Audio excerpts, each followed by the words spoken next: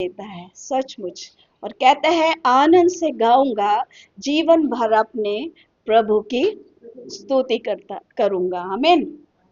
हमारे जीवन में आनंद देने वाला केवल एक ही है। आमीन।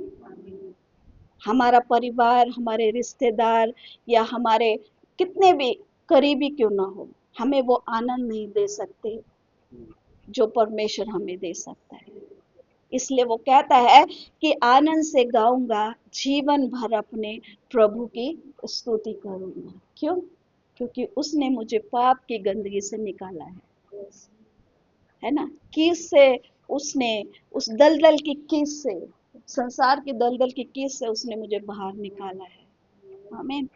इसलिए बोलता है मैं आनंद से गाऊंगा। हालेलुया। और फिर वो कहता है माता पिता भाई बहन सब कुछ वही है, निंदा लेकर उसकी महिमा करता रहूंगा।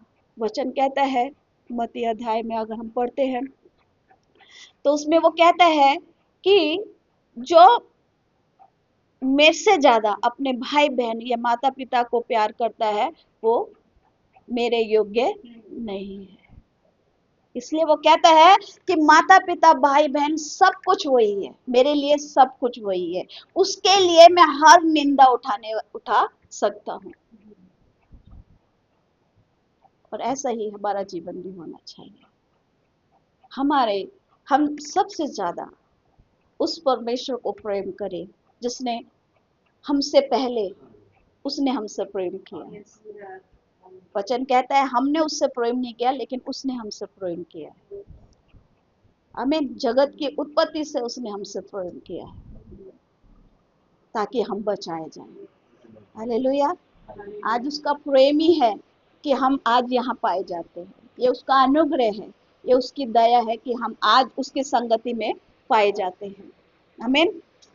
फिर वो कहते हैं इस जहां की मुसीबतें क्या करेगी, उस जहां की जिंदगी में आशा रखता है। ये मुसीबतें, ये तकलीफें शायद हमारी थोड़े समय की हो सकती है, लेकिन वो कहते हैं कि मेरी आशा इस जहां की नहीं है, इस संसार की नहीं है, मेरी आशा उस संसार पर है जहां वो हमें लेकर जाने वाला है।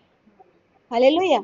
और फिर वो कहता है कि जल्दी वो मेरे लिए आने वाला है। देखिए कितनी बड़ी आशा उसके पास है। इसलिए वो अपने जीवन में क्या है, खुश है, आनंदित है। वो गीतकार लिखता है कि मैं अपने जीवन में खुश हूँ और जीवन भर में उसकी क्या करूंगा, महिमा करूं, क्योंकि उसने मेरे लिए ऐसे ऐसे काम किए हैं, है ना। वो कहते हैं मेरे लिए जल्दी आने वाला है और उसके साथ हमेशा मैं गाता रहूंगा। देखिए कितनी बड़ी आशा और कितना कॉन्फिडेंस से वो इस बात को कहता है। क्यों कहता है? क्योंकि शायद उसका जीवन परमेश्वर के साथ साथ चलता है। आमीन। उसका जीवन परमेश्वर के साथ, उसका समय हमेशा परमेश्वर में ही रहता है। इसलिए वो कहते हैं मेरे लिए आने वाला है।